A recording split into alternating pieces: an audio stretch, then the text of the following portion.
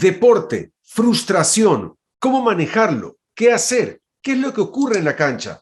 ¿Todos los que practican un deporte son deportistas de alto rendimiento? ¿Cuál es la diferencia entre mover el cuerpo, hacer ejercicio, deporte recreativo o alto rendimiento? ¿Cómo manejar las emociones cuando se practica un deporte?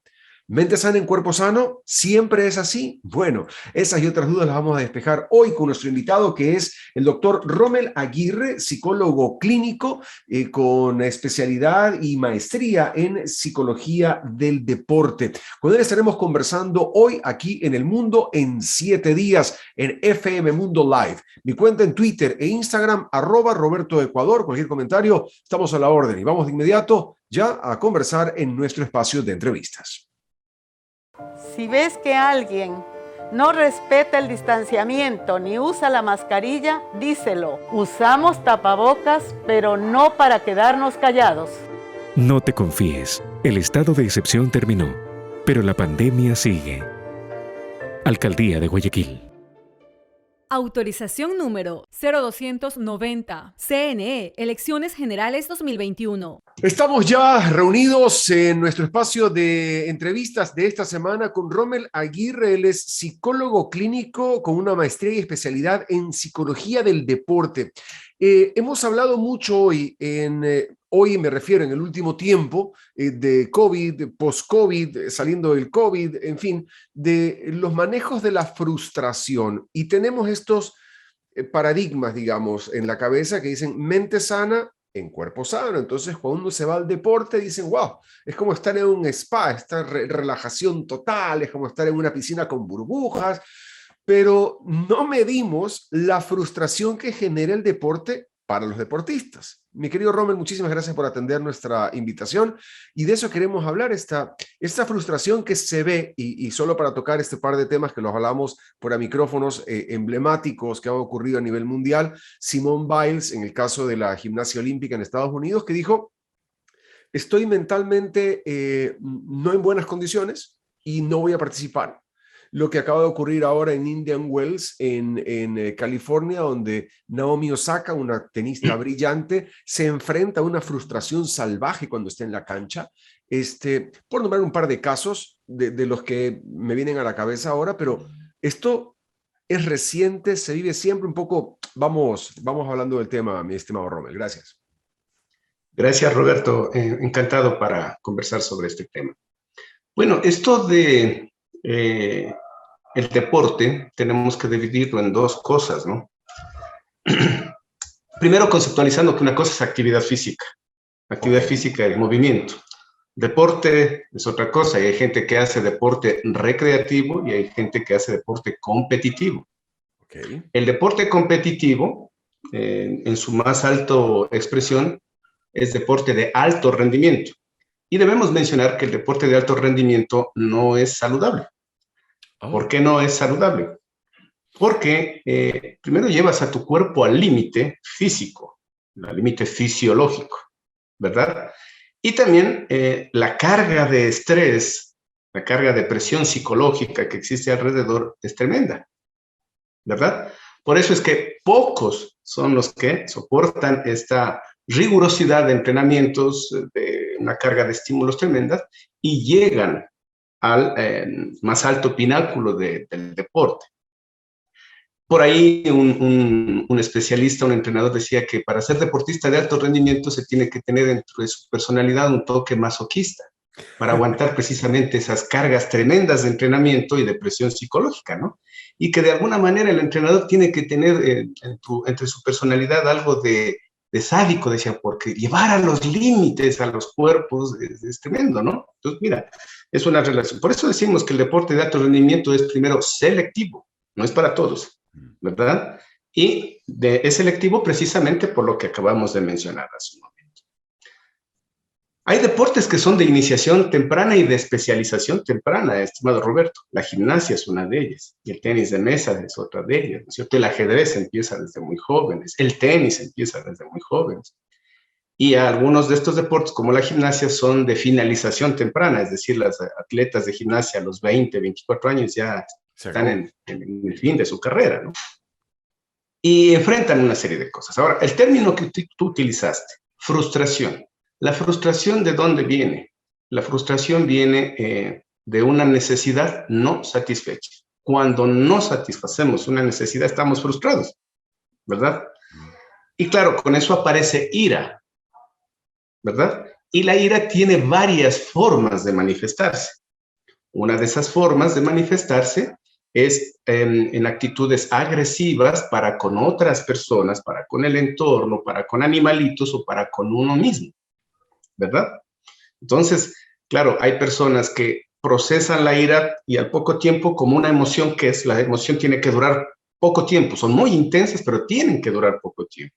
Si duran más tiempo del normal, entonces ya se convierte en una posible patología. Entonces, la ira que dura demasiado tiempo le lleva a la persona que esté, digamos, por utilizar un término, en una situación de rumiación, es decir, repitiendo al interior de su mente estas ideas parasitarias que terminan haciéndole daño. Así que en el deporte estos fenómenos psicológicos no son de ahora, han existido de un sinfín. Hay mucha psicopatología del deporte. Solo por mencionar un caso, estimado Roberto. Maradona tristemente falleció, además de su problema que se conocía con el uso de sustancias, pero también Maradona se perdió en la fama y a esto se le conoce como el síndrome de Ubris o síndrome de Iblis, es decir, el síndrome de aquellos que fracasan triunfando, que no solamente se da en el deporte, ¿no? Y aquí en nuestro medio también hemos tenido deportistas que con excelentes condiciones se perdieron en la fama. Entonces, también existe el síndrome de Ícaro, ¿no? Utilizando la mitología, es el síndrome de aquellas personas que suben como la espumita en el deporte por sus propias condiciones, ¿no? Son talentos. Y claro, como no hay una buena orientación y no hay un buen nivel de educación, que es un factor también que preocupa, la caída en picada es terrible y muchos, la gran mayoría de ellos, no logran recuperarse. También están las enfermedades vinculadas con el estrés, estimado Roberto. Por ahí está, por ejemplo, el burnout, ¿no? Mira la gimnasta que tú mencionaste hace un momento. ¿Te imaginas un niño desde los 4 años haciendo durante 15, 20 años todos los días lo mismo, en el mismo lugar y con la misma gente, como dice la canción? Terrible, ¿no es cierto? Entonces Claro, se quema. claro, lo que no es el deporte, pero es que te digo, esa percepción de que mente sana en cuerpo sano, del deporte, hacer deporte, siempre te lleva a tener una vida sana. Y en el caso del deporte del cual yo medianamente puedo hablar, que es el que practico, que es el tenis, y con el que he estado vinculado y lo he visto de cerca con el entorno familiar también, yo lo decía más en serio que en broma. Debe ser uno de los deportes más aburridos de practicar porque es hacer lo mismo, lo mismo, lo mismo, lo mismo, lo mismo, lo mismo, lo mismo. Para entrenar es aburridísimo entrenar. Y cuando estás tantas horas en la cancha y yo veo a los jugadores que terminan, cogen, en algunos casos rompen la raqueta y los ves perdidos la cabeza en la cancha, pero termina el partido y salen como que no ha pasado nada. Es decir, también logran llegar a un nivel de manejo de la frustración espectacular, que en un momento dado la calentura dura los 20 segundos y salen de la cancha caminando como que no ha pasado nada, a tomarse una limonada, ¿no? Y a conversar con la persona con la que estaban jugando al otro lado. Cosa que no ocurre en otros deportes, como en el fútbol, donde se pueden seguir echando patada 2 días más tarde, ¿no? Ahora, aquí hay una diferenciación, Roberto. ¿Cuál es la diferenciación? Es el hecho de que, por comparar los dos deportes que tú dijiste, ¿no? El nivel cultural, el nivel educativo de las personas que lo practican es diferente. Generalmente los tenistas pues vienen de un nivel socioeconómico medio hacia arriba. Y en el fútbol, más bien, la mayoría de futbolistas proceden de estratos socioeconómicos bajos, gente muy pobre a la que le ha costado forjarse.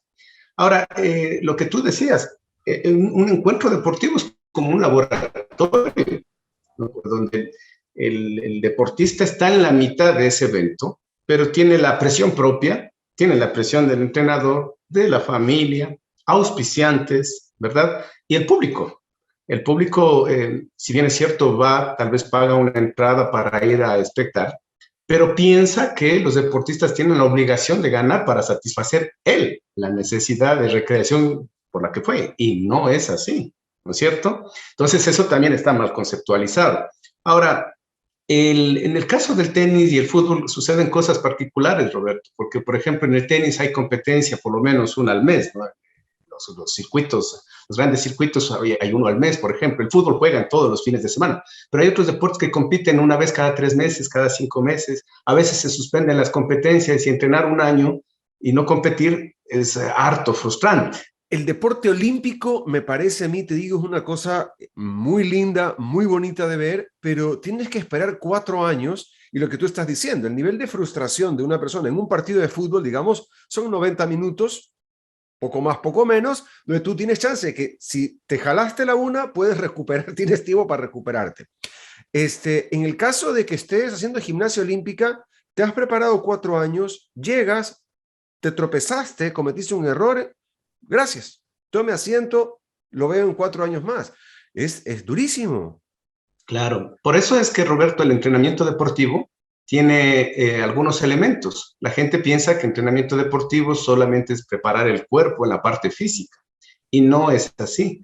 El entrenamiento deportivo tiene lo que son los componentes de la preparación física, la preparación técnica, la preparación táctica, la preparación teórica y la preparación psicológica.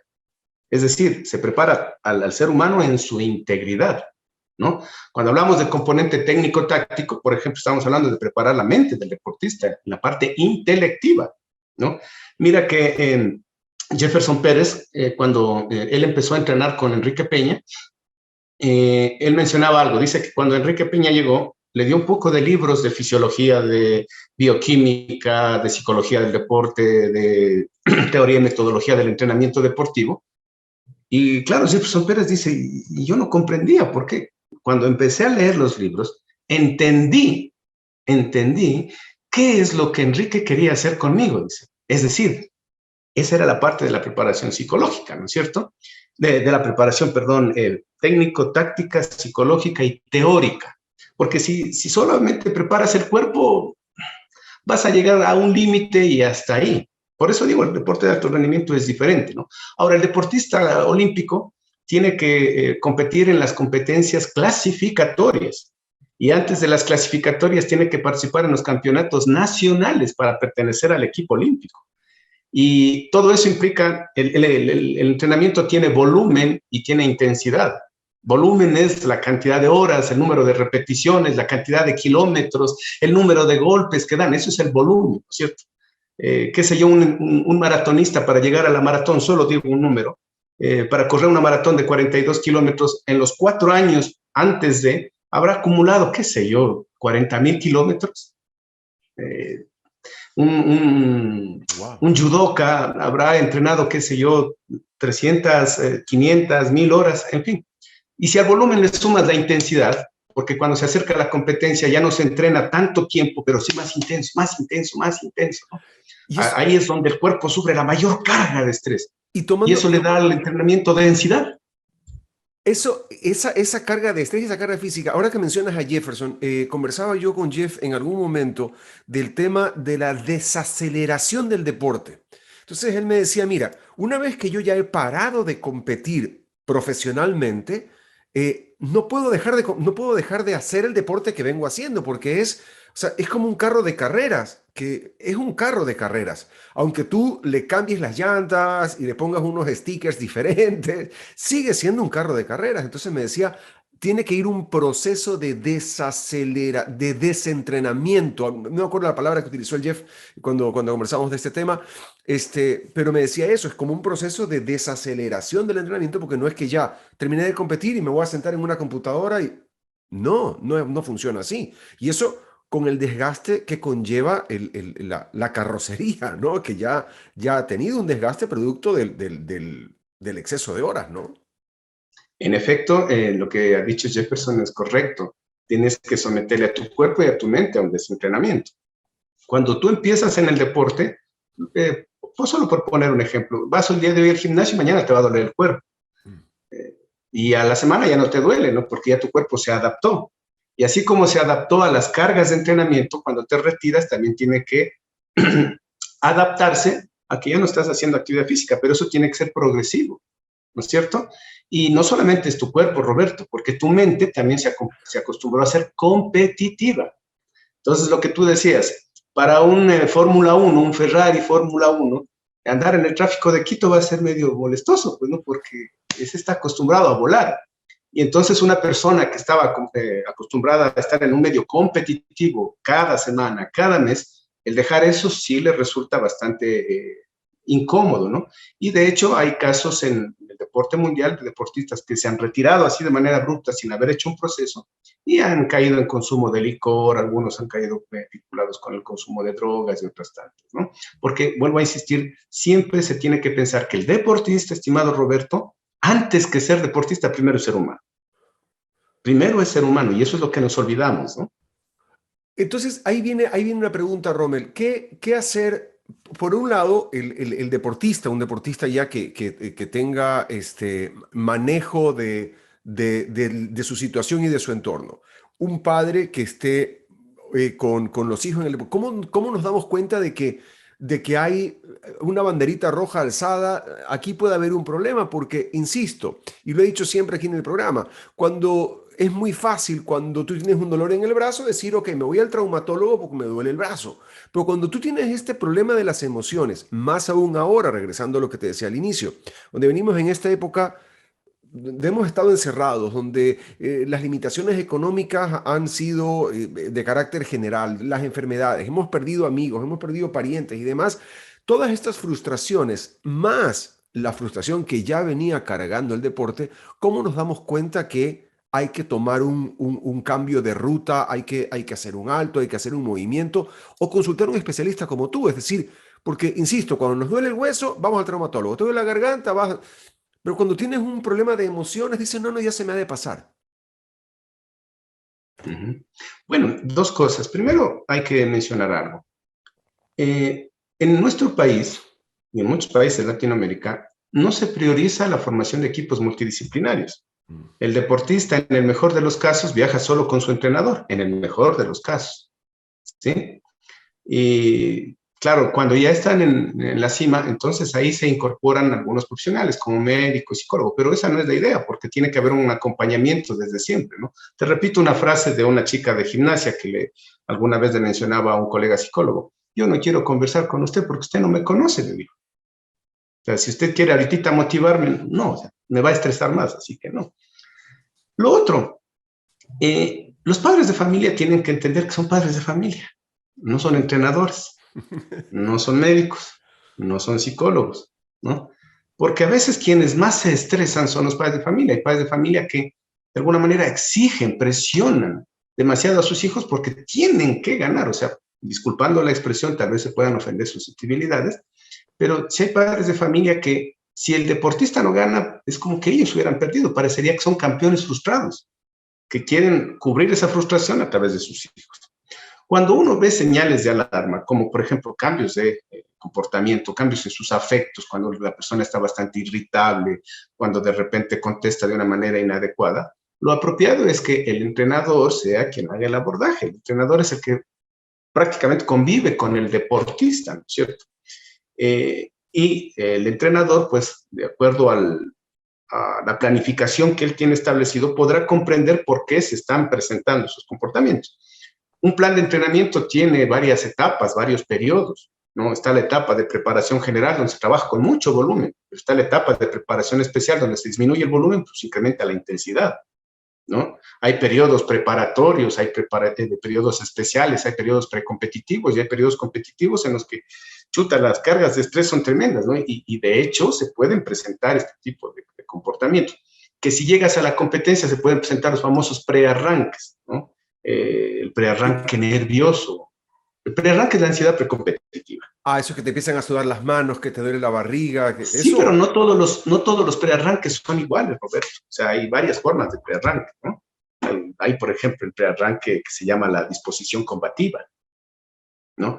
Entonces, ese es el ideal, digamos, ¿no? Porque el deportista necesita entrar activado. O sea, no le puedes pedir a un deportista que entre totalmente calmado, tiene que entrar activado. Ese es el mejor prearranque. Después está la fiebre de partida, donde está ansioso, donde hay desconcentración, donde el deportista, pues, como tú decías, le suda las manos. Y te ahogas, y corres 2 pasos y estás ahogado. Sí, y hasta puede caer en crisis de pánico, ¿no? Si no, yo no cumplí, se acabó. El otro es el estado de apatía. sea, no le interesa, no quiere competir. No. Lo que tú decías de la gimnasta, no quiero. No. Y el último es el estado de autocomplacencia, donde el deportista, de alguna manera, subvalora al rival, sobrevalora a él, subvalora al rival, ¿no? Y de repente, aquel deportista que estaba con un pronóstico grandioso, de repente, por ese tipo de prearranques, ¡pum!, tiene un resultado terrible. Mira lo que le pasó a Argentina con Colombia ese año, 6-0 creo que fue, o 5-0, no recuerdo. Entonces, claro, esos son ejemplos que se presentan, ¿no? Lo ideal sería que se cuente con equipos multidisciplinarios. Lastimosamente en nuestro país no existe. Te quiero agradecer muchísimo, mi querido Rommel Aguirre, por haber estado con nosotros en el programa. Yo creo que hemos dejado un tema planteado en la mesa y hemos podido entender un poco más también los diferentes niveles del deporte, porque no todo es hacer deporte. Me encantó esa aclaración. Una cosa es mover el cuerpo, hacer actividad física, y otra cosa hacer deporte, y mucho más allá en el camino está lo que es el alto rendimiento. Te quiero agradecer un montón el aporte a la comunidad. Gracias a ti, Roberto. Solo incorporar un término más. Una cosa es actividad física, otra cosa es la recreación y otra cosa es el deporte. ¿Sí? Mucho del deporte puede ser recreativo. El deporte de alto rendimiento no es recreativo, ¿no? Por eso digo, no es saludable. En fin, ojalá pues estas palabras, este poco aporte haya sido de utilidad para la comunidad, y quizás las autoridades, pues ojalá con estos triunfos que hemos tenido, ¿no? De Richard, de Neisy, de Jefferson anteriormente, Rolando, Silvio, en algún momento Andrés Gómez, Mario Pons, John Harrin, pues hagan que se dé importancia a la estructuración de verdaderos equipos multidisciplinarios. Y sí, y ahí es que ahí ya no puedo terminar el programa con esta parte, porque justamente ese es un dedo en la llaga, porque somos campeones para montarnos, y no hablo de la locomotora del Carchi, somos campeones para montarnos en la locomotora del éxito. Entonces, cuando el Andrés Gómez gana Roland Garros, nos trepamos y todo es el tenis y el deporte y el vamos a apoyar el tenis. Y Andrés ganó Roland Garros cuando tenía 30 años, eso fue en el 90. Cuando ganó Jefferson, saltamos, Jefferson, Rolando, todas las listas que tú acabas de mencionar, y de lo más reciente, Richard. Pero claro, esos son lo que decía Artieda en su momento: una golondrina no hace un carajo. Entonces, finalmente, están los deportistas, viene todo el entusiasmo, viene la efervescencia, y eso.